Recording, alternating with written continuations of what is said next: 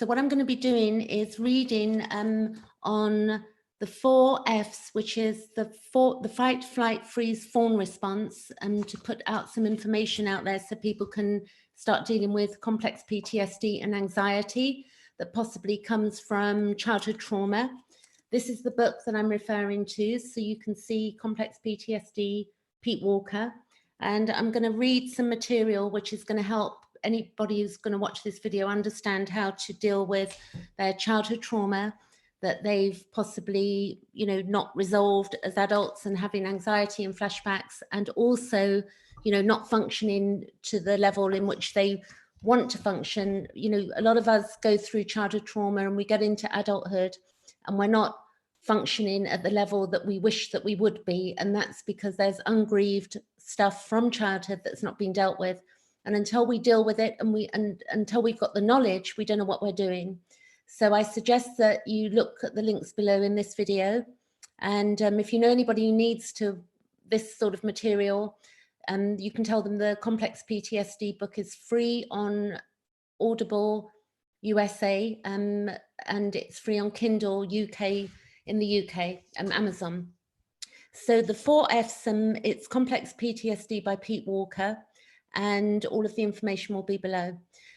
This is about diagnosing and treating complex PTSD, post-traumatic stress disorder, which comes from childhood, and the 4 basic defense structures. So we have defense structures. So when people have been abused as children, it means that as adults, we really struggle with ourselves and we might do a lot of dissociation, have a lot of anxiety, and we don't put 2 and 2 together. We don't realize that a lot of our wounding and pain how we're acting as adults comes from childhood unresolved stuff. So what happens is that people have the fight, flight, freeze, fawn response. And those are 4 ways in which we react as a defense in order to feeling unsafe in the world. And it's learnt behavior that can be unlearned. So we have 4 basic defense structures that develop out of instinctive fight, flight, freeze, fawn response to severe abandonment and trauma and abuse and neglect in childhood. We have the narcissistic fight. So then we have the obsessive compulsive flight, and then dissociative freeze or codependent fawn. And often we get 2 of those playing out at the same time in our lives. We can be more one way than the other. So the narcissistic flight, a lot of people can feel when they're told they're in flight, they think, oh, I'm not a narcissist. It's not about, it doesn't mean that you're a narcissist if you go into flight. What it means is it's a way of behavior that's been learned.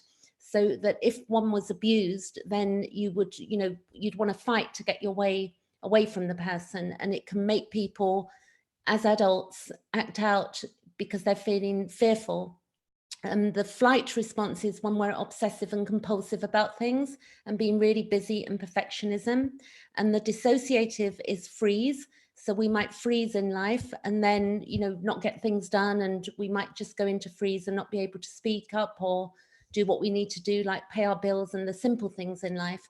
And then the codependent fawn is where we might be in an abusive relationship or in a job, for instance, where people are unkind to us, or we may not be happy, but we'll continue just being polite and getting on with it because we don't, we've got arrested development through childhood, so we don't understand that we can act a different way. We get stuck in a way of behavior. So if I gave an example here, the narcissistic fight, the obsessive compulsive flight, the dissociative freeze, and the codependent fawn. I'm going to give you 4 ways that examples in my own life, how I've done this myself. That, for instance, I was in a lift the other day, I was a bit triggered by something. So what happens is we get triggered and it will flash back to a childhood memory and we go into a flashback and then we act out. So the more we understand what we're doing and what they are and what a flashback is, then we're able to calm ourselves down and start nurturing ourselves and dealing with our inner child, getting rid of our inner critic so that we can start moving through life and healing, the behaviors that are hurting us. So I was in a lift the other day going to therapy, funnily enough, and I felt very closed in. And I didn't feel, I did feel a bit narcissistic in fight mode. I thought, I don't want to be in this lift. I don't want to be near these people. And I didn't, sort of not I was really unhappy being around people at that point. So that could be sort of almost narcissistic in itself. It's not a bad thing, you know, it's just a moment. Everybody experiences these as normal emotions, but people who've had trauma have a lot more of these emotions going on that feel uncontrollable. Obsessive compulsive, you know, sometimes I can want to like double check when I'm leaving the house that everything's off, or when I'm going to bed that everything's off and I'm safe. And again, that comes from childhood. That's the flight mode. The freeze mode is when you can't get things done. So this happens to people also that have had, who have PTSD, which is different to complex PTSD slightly in the respect that, not slightly, but CPTSD is a response from years of abuse, where PTSD is generally a one-off scary event. I'm not playing down PTSD because it's very serious, but PTSD is taken a lot more seriously in society. We then have the codependent fawn. So for instance, the freeze would be that you can't get your paperwork done. That's what I was going to say. Or you can't do what needs to be done because you're just in fear, you're in freeze. It could be that you hear somebody's voice and you get a flashback and then you freeze. The codependent fawn, again, I'm not so much that way now, but in my past, I've been in relationship to people or in jobs where I've allowed people to, you know, maybe mistreat me or treat me less than, and I've not stood up for myself. So that's where you're nice to people, even though they're being unpleasant to you.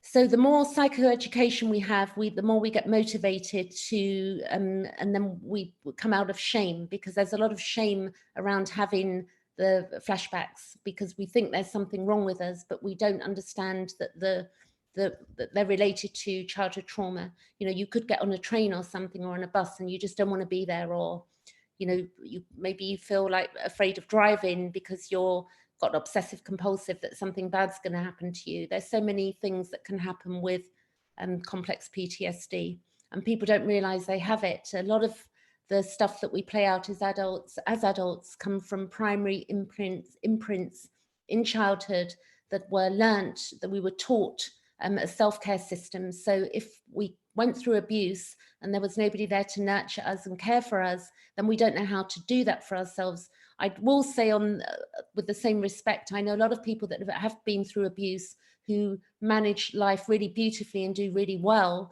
but in certain areas they do get really stuck. So this is not about judgment of self. This is about looking at what is hurting us and where we're not moving forward in life, where we procrastinate, where we feel that life's, you know, sort of over and we're not going to, you know, have the life that we want. And healing is not all or nothing. We've got to get rid of any black and white thinking that one day we're going to be healed and everything's going to be, you know, hunky-dory and fine and, you know, sort of bed full of roses. We have good days and we have bad days. People who've not been through abuse in childhood have good days and bad days. And, you know, the positive thinking culture or spirituality that says we just let it go, and, you know, the movies like The Secret or Abraham Hicks, all of that stuff can be very damaging for people who've got CPTSD, because we think that we can, you know, flip a magic wand and the reason that we're suffering is to do with us, rather than looking at, you know, healing the actual issue. So going on, we basically have to understand that we are acceptable and worthwhile no matter what we are feeling or experiencing. So we all have emotions, and no matter what we're feeling or experiencing through our emotions, there's, you know, we're not damaged. We're just trying to figure something out. Flashbacks are a normal response to abnormal childhood conditions. So it's really good to understand that when you have flashbacks, there is nothing wrong with you. It's absolutely a normal response to, you know, childhood conditions that were abnormal. It's a learned response to be unlearned, and we need to melt the shame and deal with our inner critic. So below this video, you're going to see 14 steps for dealing with the inner critic. And you're also going to see 13 steps for managing flashbacks. And you need to get those lists and print them off. And they lead to Pete Walker's webpage. I'm reading from the book, From Surviving to Thriving, Pete Walker, Complex PTSD. And what we do is that with the 13 steps and the 14 tips also for managing your inner critic, you're going to begin to heal. And this is important that we understand that we do have the power in our hands to heal this complex PTSD and trauma bit by bit and with knowledge. And I found myself, I have therapy at the moment myself, trauma psychoanalysis for my own trauma that I went through. The thing is that if I was just having the psychoanalysis and I wasn't doing my own, collection of getting material and reading books, the recovery period would probably take many, many more years. So it's really important that we put in our own effort, and anybody watching this tonight is making the effort. You're putting in, you're learning something. I'm learning something by being out here speaking about it, because it reinforces what I've learned, and it reminds me of where I'm at and that I'm flourishing as a woman in this world after being through years of abuse myself. Individuals who experience good enough parenting in childhood arrive in adulthood with a healthy and flexible response and repertoire to danger. So it's worth knowing that people that have not had abuse, like severe childhood abuse, they know they've got better skills to manage themselves because they've been nurtured and loved and cared for. It says here, in the face of real danger. So in the face of real danger, people who've been through trauma have a better way of they have better coping skills because they're not going to flashbacks. And also this is to do with the 4 F's, the fright, fight, flight, freeze, fawn response. Going on, they've also got, when we get healthier, we're going to have better boundaries, we're going to have healthy assertiveness, and we're going to have a self-protectiveness.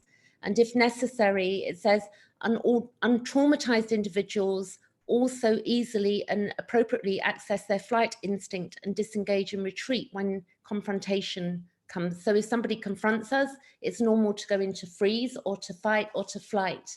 So the fight, flight, freeze response are normal responses, but they're overactivated in people with CPTSD. And it's, it can make us hypervigilant. It can make us, it can make relationships really unpleasant as well. It means that we're very hypervigilant and we're, it breaks down trust. Like, it's very difficult to trust people if you've been through years of abuse as a child. As an adult, you're going to find it more difficult to trust people. So the book will help. Going on, I'm going to explain a bit more. I'm reading from a page here, so I'm just going to keep reading. And if anybody wants to chat or has complex PTSD, please, feel free to chat. I can't see who's watching unless you chat, but I'd be happy to respond to any messages or any messages that come up. It says, those who are repeatedly traumatized in childhood, however, often learn to survive by over-relying on the use of one of the 4 F responses, and we get a fixation on them. So we can get fixated on being in fight, flight, freeze, or fawn. And this delimits the ability to access others. So it means that we might stay stuck in one. For instance, some people will fight and flight, some people will freeze and fawn, and it means that we end up in a life of procrastinating, not getting things done, and we don't have very much fun, and we don't enjoy our lives. And the other thing we do, we'll either avoid relationships or we'll get into relationships where we become codependent, and that will again create a lot of unhappiness because we're looking outside ourselves to, for somebody else to make us feel better. And all of the tools and all of the power and all of the courage is inside us. We do need other people. We're going to need other people in order to heal. We need to speak to other people. We'll need therapy. We will need partners that understand us. Often people who've been through child abuse don't have the family members to turn to because family members are often in denial of any abuse that's taken place. And I'm sure anybody watching would have experienced that often that family become, they become very triggering, and particularly with siblings as well. Like, some of the siblings have been mistreated, and you may have been a sibling that got the worst of the worst in a family, and then it causes divides in family and family members because people have had different experiences with the same mother and father. And I've seen that myself. I know families myself, my siblings had they had a different experience to the one I experienced in my abuse.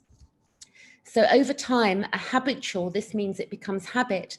The 4 Fs, which is the fight, flight, freeze, fawn, defense also serves to distract the individual from accumulating the unbearable feelings of their current situation and the alienation and unresolved past trauma. So if the trauma that we've experienced is not resolved in us, and we need to get to a point where we re-image the trauma, and this takes a lot of time. It takes grieving, and it takes healthy grieving, it takes healthy anger.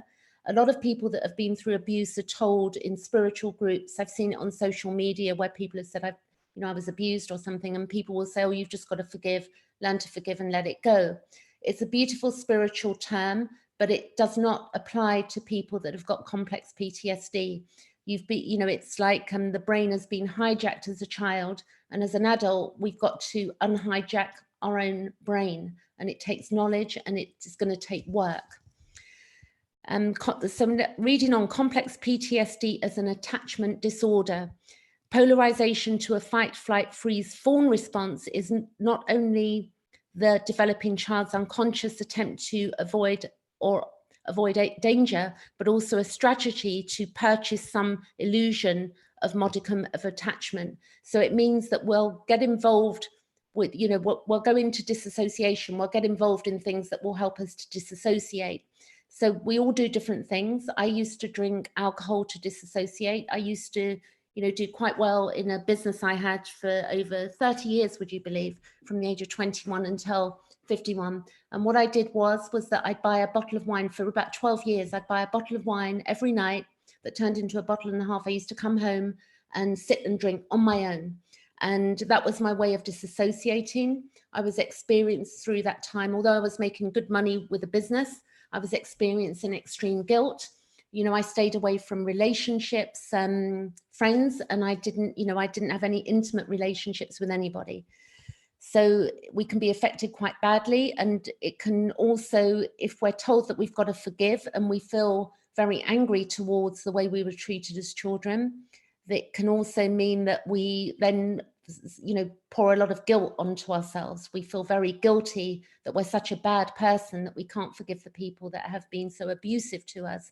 So each to their own. But my truth is, what I've seen, the more I've grieved, the more I did healthy anger, and going into therapy, what happened eventually was that I've got to a place where the less I hurt, I've realized there's nothing to forgive. We cannot force forgiveness.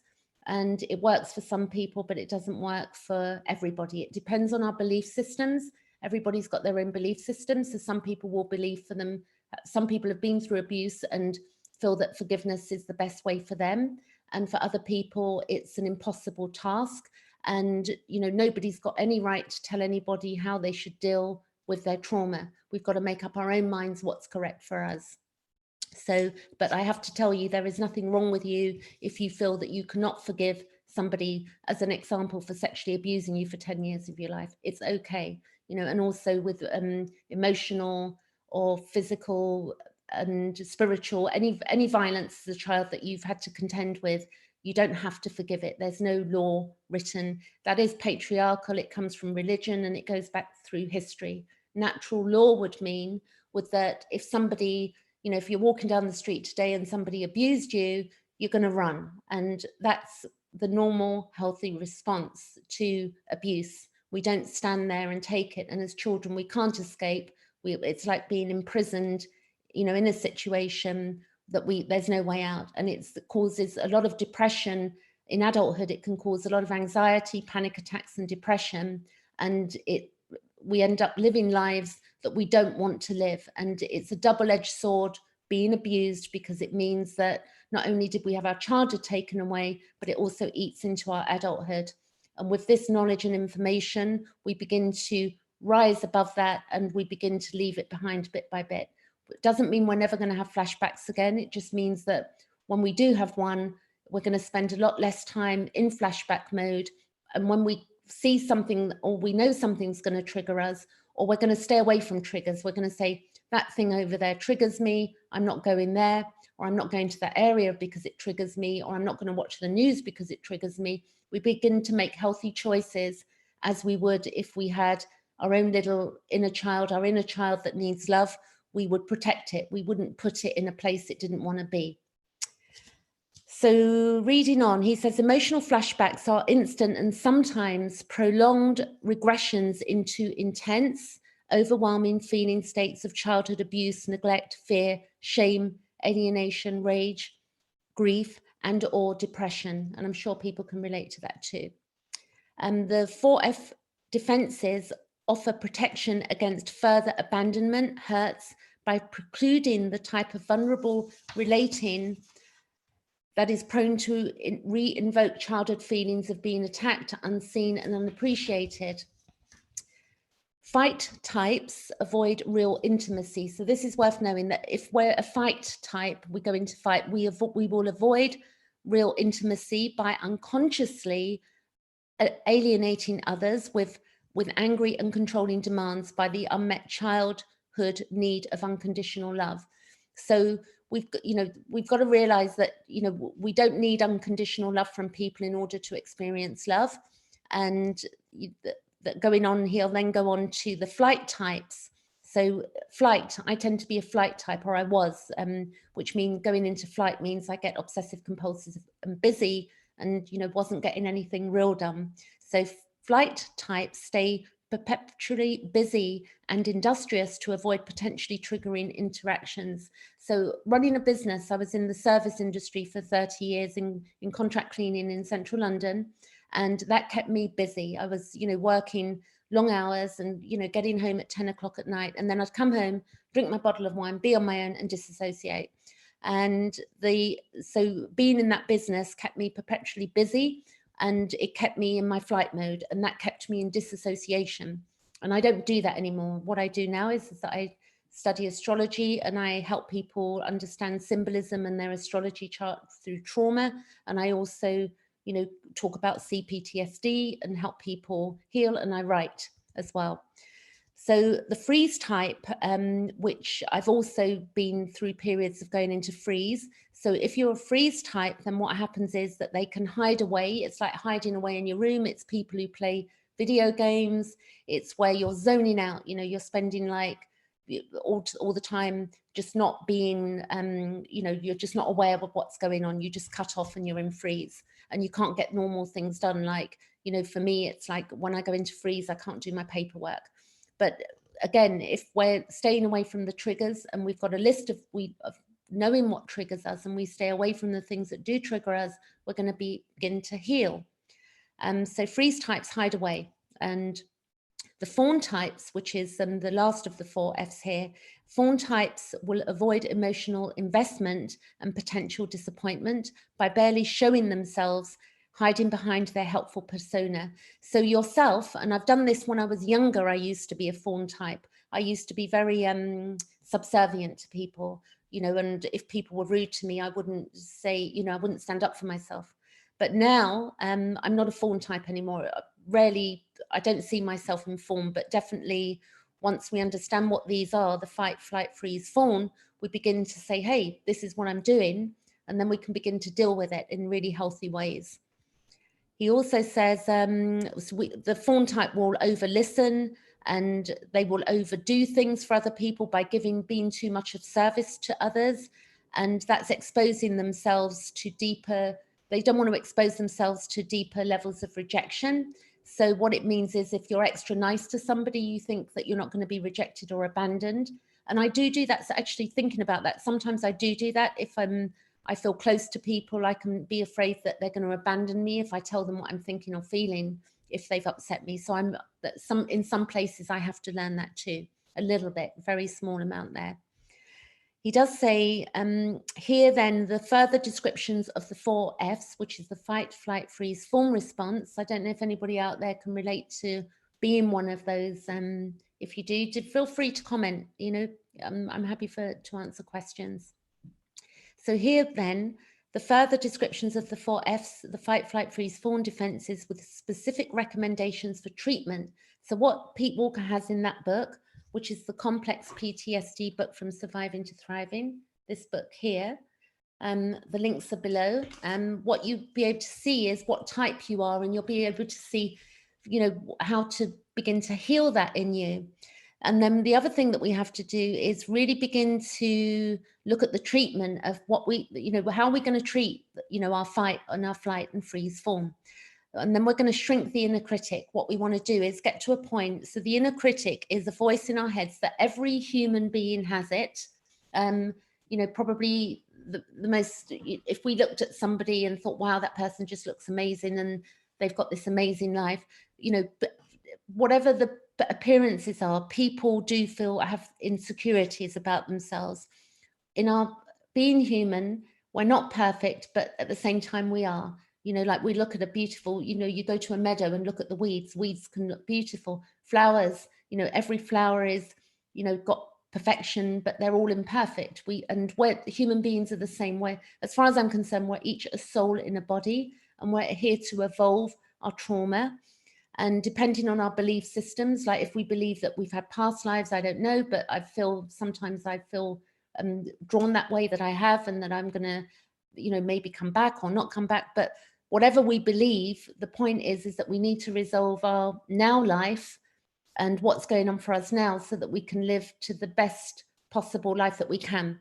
And also, when we start dealing with the fight, flight, freeze, fawn, a lot of health issues will begin to clear up. So a lot of people that have complex PTSD will have health issues because we've got the cortisol levels, and the biology of the body means that we're stressed out, overstressed, and it affects everything about us. It can cause a lot of ailments in us. So I think I've explained a bit there, and I think below, I could continue reading, but I think it's pretty extensive, and I do know that this list is below the video. How long have I been on for? 27 minutes. So I think what I will do is just, explain a bit more about the inner critic, and then I'm going to leave it there and be back maybe tomorrow, early next week, with some more knowledge. But with the inner critic, so what will happen is that you may hear a voice in your head that tells you that you're ugly, that you're worthless, that when you go into flashbacks, that you're stupid, that when you go into fight, flight, freeze, fawn, that you're defective, that there's something wrong with you.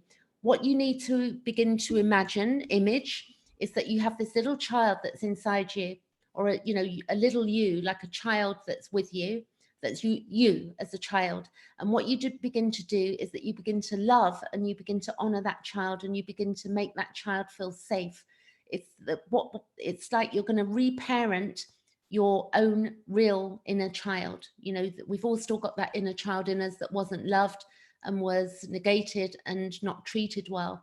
So if we can begin to love that inner child and talk to it, and maybe bring it up on bring a child that's us and sit with it, and maybe allow it to sit on our knee, or hold our child's hand. When we begin to form a relationship with our inner child, we're going to start treating ourselves differently, because we're going to stop scolding ourselves, and we're going to start loving ourselves. I've got to a point now with my own self-awareness that, even when I'm having a bad hair day, whatever you want to call it, not hair, but when you have bad days and you think you look like crap and you feel like the world's against you, I can still honor and love myself now. And that's taken a few years. Pete Walker says in the Complex PTSD book, which I bought in November 2017, he said from reading the book that it takes about 2 years for this stuff to kick in. And I absolutely have to say that it has taken that amount of time. The early days of the book, I was a lot of grieving. I had a lot of losses in 2016. I lost my business, and I had to walk away from that because I had a breakdown because of the anxiety and panic attacks that sent me into a flashback that was so bad that I didn't come out of it for weeks. Somebody really hurt me, and it put me in a place of, where I was shaking so badly. And then I just basically began to lose a lot of weight. My hair began to fall out, and I wasn't eating properly. So we can see that, this is what happens with unresolved childhood stuff. When we don't look at it, at some point, it's going to come up emotionally in us to be resolved and to be healed. So we owe it to ourselves to begin to, do the work and read books and begin to integrate with people that can help us, because there is help in this world. I have a ladies group on Facebook for anxiety and PTSD. And I do know for any guys watching this, there are a few groups on Facebook that deal with, you know, that are mixed for male and female, that deal with CPTSD as well. And there's a lot of information out there. So below the video, before I go, below this video, you can see my well worn out copy. All of the pages are falling out here. But you can see here that if you get this book, what you're going to be able to do, this is going to give you the map that you need to begin to resolve your deep wounding from childhood. And we deserve to have a better life. We don't deserve to keep suffering and having nightmares and flashbacks and living half a life, you know, based on, you know, unconsciousness of parents or carers that we experienced in childhood. So I hope that's been useful out there, and I'll be back in a couple of days. And I'll catch you later. Any questions, because I do realise this material is hard for people, you know, to just comment on stuff like this. You can always email me privately if you want to, you know, ask a question or comment, or come and visit me on my Facebook page. Catch you later. Have a lovely rest of the weekend. Thank you.